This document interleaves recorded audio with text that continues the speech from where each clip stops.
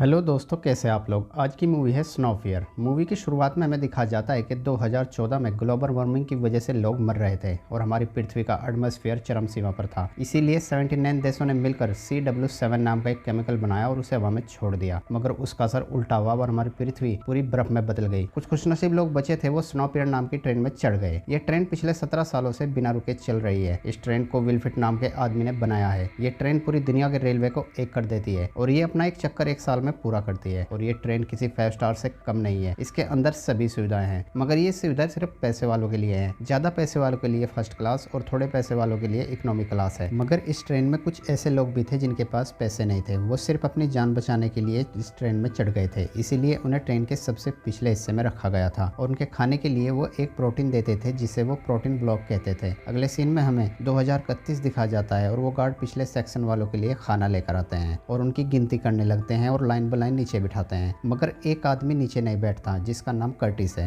Curtis हमारी movie का hero है और उन सबका लीडर है। वो गार्ड कर्टिस को नीचे बैठने के लिए कहता है और कर्टिस थोड़ी देर बाद नीचे बैठ जाता है। कर्टिस के पास एक लड़का बैठा होता है जिसका नाम एडगर है। वो कर्टिस को कहता है कि तुम मरना चाहते हो। दरअसल ये लोग अगले सेक्शन में जाने की तैयारी कर रहे होते हैं और कर्टिस उन गेट को गिन रहा होता है। तभी वो गार्ड उनसे पूछता है कि क्या तुम में से कोई वायलिनिस्ट है। एक बूढ़ा कपल खड़ा हो जाता है और कहता है कि हमें बजाना आता है। वो गार्ड कहता है कि हमें सिर्फ एक आदमी चाहिए और तुम अपनी पत्नी को यहीं छोड़ दो। वो मना कर देता है। वो गार्ड उसकी पत्नी का हाथ तोड़ देता है और उसे अकेले ही ले जाता है। कर्टिस उन प्रोटीन ब्लॉक में कुछ ढूंढ रहा होता है। जिस चीज की तलाश कर्टिस को है वो तानिया के बेटे टिमी के ब्लॉक में होता है। कर्टिस उस प्रोटीन ब्लॉक को उससे ले लेता है और उसे काटने लगता है। उसके अंदर कैप्सूल जैसा कुछ होता है जिसमें एक मैसेज है। ये मैसेज उन्हें कोई अगले सेक्शन से भेजता है। कर्टिस उस मैसेज को गिलियम को दिखाता है। गिलियम इस ट्रेन में सबसे पुराना होता है और उस मैसेज में एक नाम होता है, नामगुन विंसो। नाम एक सिक्योरिटी एक्सपर्ट है, उसी ने इस ट्रेन के सारे लोग बनाए हैं। वो ट्रेन के जेल वाले सेक्शन में कैद है और अब बस उन्हें उसे छुड़ाना है। फिर हम देखते हैं कि वो गार्ड उनके बच्चों को आगे कर रहे होते हैं। तभी वहाँ पर एक लेडी आती है और उन बच्चों को नापने लगती है। तानिया अपने बेटे टिमी को छुपा लेती है, मगर वो लेडी उसे देख लेती है और टिमी को बाहर ले आती है और तानिया और एंड्रयू दोनों के बच्चों को ले जाने लगती है। तभी एंड्रयू उस लेडी के सर पर जूता मार देता है। उस लेडी के सर से खून चलने लगता है, मगर वो वहाँ से चली जाती है। तभी वहाँ पर मिनिस्टर मैसन आती है। मैसन एंड्रयू का हाथ सजा के तौर पर ट्रेन से बाहर निकाल देती है और उन लोगों से कहती है कि तुम्हारी जगह इस ट्रेन में एक जूते जैसी है, सर का ताज बनने की कोशिश मत करो। मैसन के गार्ड थोड़ी देर बाद एंड्रयू का हाथ अंदर ले लेते हैं। एंड्रयू का हाथ पूरा बर्फ बन जाता है। वो गार्ड उस हाथ को बर्फ की तरह फोड़ देते हैं। कर्टिस और उसके लोग ये सब खामोशी से देख रहे होते हैं। तभी वहाँ पर गिलियम आता है। मैसन का गार्ड उस पर गन तान देता है। मैसन अपने गार्ड को कहती है कि दूर रखो अपनी इस बेकार गन को। अगले सीन में हम देखते हैं कि गर्टिस और उसके लोग ड्रम इकट्ठा कर रहे होते हैं। गर्टिस नेम के लिए क्रोनल नाम का एक ड्रग्स ले रहा होता है। दरअसल नेम इस ड्रग्स का आदी है, वो इसके लिए कुछ भी कर सकता है। यहाँ हमें पता चलता है कि कर्टिस और उसके लोग आज अगले सेक्शन में जाने की तैयारी में हैं। फिर वहाँ पर गार्ड आ जाते हैं। कर्टिस विलियम को कहता है कि उन गार्ड के पास गोलियां नहीं है। विलियम उसे कहता है कि तुम ऐसा कैसे कह सकते हो। कर्टिस विलियम को बताता है कि आपको याद नहीं मैसन ने उनसे क्या कहा था। उसने उनसे कहा था कि इस बेकार गन को फेंक दो, मुझे लगता है कि उनकी गन खाली है। विलियम कर्टिस को कहता है कि अगर तुम गलत हुए तो हमारा प्लान शुरू होने से पहले ही खत्म हो जाएगा। अगले दिन वो गार्ड उनके लिए फिर से खाना लेकर आते हैं। वो लोग उस प्रोटीन ब्लॉक को खाने से मना कर देते हैं। तभी वो गार्ड उनमें से एक आदमी को बाहर निकालता है और कहता है कि अगर तुमने चिल्लाना बंद नहीं किया तो मैं इसे गोली मार दूंगा। कर्टिस उसके पास जाकर उसकी गन अपने सर पर रख लेता है और टिगर दबा देता है। उन्हें पता चल जाता है कि वाकई वो सारी गन खाली हैं। उन्हें पता चलते ही कर्टिस के लोग उन गार्ड को पकड़ लेते हैं और मार देते हैं और ट्रेन के जेल वाले सेक्शन में आ जाते हैं और नेम को आजाद कर देते हैं। कर्टिस नेम को कहता है कि हम अगली तरफ जा रहे हैं और हमें तुम्हारी मदद की जरूरत है। नेम अपने जूते से सिगरेट निकालता है। वो सब लोग उस सिगरेट को 17 साल बाद देख रहे होते हैं। नेम के हाथ से जेन नाम का बच्चा उस माचिस को ले लेता है। नेम उनसे कहता है कि मैं तुम्हारी मदद क्यों करूं। कर्टिस उसे कहता है कि मैं तुम्हें हर गेट खोलने पर 2 क्रोनल के टुकड़े दूंगा। नेम मान जाता है और अपनी बेटी को भी उस जेल से आजाद कर देता है जिसका नाम योना है। योना गेट खुलने से पहले उन्हें बता देती है कि गेट के पीछे क्या है। जब नेम गेट खोलता है तो योना कहती है कि कोई भाग रहा है और वो गेट खुल जाता है। वो देखते हैं कि उनका पुराना साथी पोल वहाँ भाग रहा होता है। पोल वहाँ पर वो प्रोटीन ब्लॉक बनाता था जो वो अब तक खाते रहे थे। तभी कर्टिस उस मशीन के अंदर देखता है तो उसके होश उड़ जाते हैं क्योंकि वो ब्लॉक कॉकरोच के बनते थे। कर्टिस पोल को गुस्से से कहता है कि तुम आज तक हमें ये खिलाते रहे हो। पोल उसे कहता है कि इसमें मेरी कोई गलती नहीं है, मैं खुद भी यही खाता हूँ। तभी कर्टिस को वहाँ पर वही कैप्सूल मिलता है जो उसे कोई भेज रहा होता है। कर्टिस पोल से पूछता है कि क्या तुम हमें ये भेजते थे। पोल जवाब देता है नहीं, बस मुझे मिल जाता है और मैं इसे प्रोटीन ब्लॉक में डाल देता हूँ। वो लोग उस मैसेज को देखने लगते हैं जिसमें पानी के बारे में लिखा होता है। पोल उन्हें बताता है कि वो सेक्शन 1 बुगी आ गए हैं। गिलियम कर्टिस को कहता है कि अगर पानी पर हमारा कब्जा हो गया तो समझो ट्रेन हमारी हो जाएगी। फिर वो लोग लोग आगे बढ़ने लगते हैं। नेम उस गेट को खोलने लगता है। तभी नेम की बेटी योना उन्हें मना करती है, मगर तब तक गेट खुल जाता है और उनके सामने नकाबपोश कमांडो हथियार लेकर खड़े होते हैं। मगर कर्टिस और उसके लोग घबराते नहीं और उनसे फाइट शुरू कर देते हैं और कत्लेआम शुरू हो जाता है। तभी याकाटेनर ब्रिज आ जाता है। जब ये ब्रिज आता है तो उनका 1 साल पूरा हो जाता है। वो लोग फाइट रोककर एक दूसरे को हैप्पी न्यू ईयर कहते हैं। तभी वहाँ पर मैसन आ जाती है और वो कर्टिस और उसके लोगों को बहुत बुरा भला कहती है और कहती है कि अब तुम में से 74% लोग मारे जाएंगे। इतना कहकर मैसन और उसके सिपाही अपनी आंखों पर एक खास तरह का लेंस लगा लेते हैं। नेम उन्हें कहता है कि मर गए। याकाटेनर ब्रिज के बाद एक और सुरंग है जो 26 मील लंबी है। तभी ट्रेन उस सुरंग में आ जाती है। उस सुरंग के अंदर आते ही पूरी ट्रेन में अंधेरा छा जाता है, मगर मैसन के सिपाहियों को सब कुछ दिख रहा होता है और वो कर्टिस के काफी साथियों को मार देते हैं। तभी कर्टिस को माचिस याद आती है जो जेन ने लेन के हाथ से ली थी। कर्टिस चिल्लाकर उन्हें रोशनी लाने के लिए कहता है और वो लोग वहाँ पर मशाल लेकर पहुंच जाते हैं। तभी कर्टिस मैसन की तरफ दौड़ता है। उधर एडकर को मैसन का सिपाही पीछे से आकर पकड़ लेता है, मगर कर्टिस नहीं रुकता क्योंकि वो जानता है कि अगर उसने मैसन को पकड़ लिया तो ये फाइट यहीं पर रुक जाएगी, और वो ऐसा ही करता है। कर्टिस के कब्जे में आते ही मैसन अपने सिपाहियों को हथियार डालने को कह देती है। कर्टिस को इस फाइट से बहुत बड़ा नुकसान होता है क्योंकि इस फाइट में उसके बहुत सारे साथी मर जाते हैं और जो बचे हैं वो भी थक चुके हैं। इसीलिए कर्टिस गिलियम को कहता है कि आप इन्हें लेकर यहीं रुक जाइए, मैं मैसन को लेकर इंजन की तरफ जा रहा हूँ और इंजन पर कब्जा होते ही मैं आपको बुला लूंगा। और अपने कुछ साथियों को लेकर आगे बढ़ने लगता है। वो लोग देखते हैं कि वहाँ सभी सुविधाएं मौजूद हैं, बेहतरीन रेस्टोरेंट, पेड़ पौधे, खाने के लिए ढेर सारी सब्जियां। वो एक रेस्टोरेंट में खाना खाते हैं। मैसन खाना खाने लगती है। तभी कर्टिस उसे वो प्रोटीन ब्लॉक देता है और कहता है ये नहीं ये खाओ, और आगे बढ़ने लगते हैं। थोड़ी ही आगे चलने पर उन्हें एक स्कूल नजर आता है जहाँ पर बहुत सारे बच्चे पढ़ रहे होते हैं। एंड्रियो और तानिया अपने बच्चे को देखने लगते हैं। वहाँ पर एक बच्चा उन्हें बताता है कि वो इंजन की तरफ गए हैं। तभी वहाँ पर एक आदमी अंडे लेकर आता है और सब में बांटने लगता है। कर्टिस को उस अंडे में वैसा ही कैप्सूल मिलता है जिसमें बुलेट लिखा होता है। तभी वहाँ जो टीचर होती है उन अंडों से गन निकालकर उन पर गोलियां चलाने लगती है और एंड्रियो मारा जाता है। ग्रे उस टीचर को चाकू फेंक कर मारता है। वो टीचर भी मर जाती है। उधर जो आदमी अंडे बांट रहा था वो कर्टिस के साथियों के पास आ जाता है और उन पर गोलियों की बारिश कर देता है और वहाँ पर बंधे गार्ड को भी आजाद कर देता है। वो गार्ड उन सबको मार देता है। कर्टिस वहाँ पे लगे कैमरे में ये सब देख रहा होता है। तभी मैसन का सिपाही गिलियम को कैमरे के सामने लाता है और उसे गोली मार देता है। ये देखकर कर्टिस को बहुत गुस्सा आता है और वो मैसन को गोली मार देता है और अपने बचे हुए साथियों को लेकर आगे बढ़ने लगता है। उधर मैसन का गार्ड मैसन के पास आ जाता है। ट्रेन वहाँ से गोल घूम रही होती है। वो गार्ड कर्टिस और उसके साथियों को देख लेता है और उन पर गोलियां चलाने लगता है। कर्टिस और वो गार्ड आमने सामने हो जाते हैं और एक दूसरे के खून के प्यासे होते हैं और बिना पल के झपकाए एक दूसरे पर गोली चलाने लगते हैं, मगर तब तक उनकी बोगी आगे पीछे हो जाती है। वो गार्ड तेजी से अगले सेक्शन में जाता है और वॉशरूम में आ जाता है। तभी ग्रे उस पर हमला करता है, मगर वो इतना ताकतवर होता है कि ग्रे को बेहोश कर देता है और उसे बचाने के लिए तानिया आती है, मगर वो तानिया को भी मार देता है। फिर उस पर कर्टिस हमला करता है, मगर वो कर्टिस को भी मारकर बेहोश कर देता है और उसे चाकू से मारने लगता है। तभी ग्रे अपना हाथ चाकू के सामने कर देता है और उस गार्ड को बहुत गुस्सा आता है। वो ग्रे को भी उस चाकू से मार देता है। फिर वो नेम को ढूंढने लगता है। तभी नेम उस पर हमला करता है और एक रोड से उसका गला दबा देता है और अब सिर्फ कर्टिस, नैन और उसकी बेटी बची होती हैं। वो तीनों आगे बढ़ते बढ़ते इंजन के पास आ जाते हैं। कर्टिस उस गेट को देखकर गुस्से से पागल हो जाता है और वो नेम को कहता है कि इसे जल्दी से खोलो। नेम कर्टिस को शांत करता है और उसे इंसान की बनाई हुई आखिरी सिगरेट देता है। कर्टिस नेम से पूछता है कि क्या तुम कभी ट्रेन के आखिरी हिस्से में गए हो। कर्टिस नेम को सारी बात बताता है। वो कहता है कि जब हम इस ट्रेन में चढ़े तो बहुत झगड़ा हुआ। विल्फिट के सिपाहियों ने हमारा सब कुछ छीन लिया और 1000 लोगों को एक लोहे के डब्बे में बंद कर दिया। ना खाने के लिए कुछ था और ना पीने के लिए। 1 महीने बाद हमने कमजोरों को खाया। वो कहता है कि मुझे अपने आप से नफरत है क्योंकि मैं जानता हूँ कि इंसान का जायका कैसा होता है। वो बताता है कि एक औरत एक बच्चे को लेकर छुपी थी। तभी वहाँ पर चाकू लेकर कुछ लोग आए और उसे मारकर उसके बच्चे को ले गए। तभी वहाँ पर एक बूढ़ा आदमी आया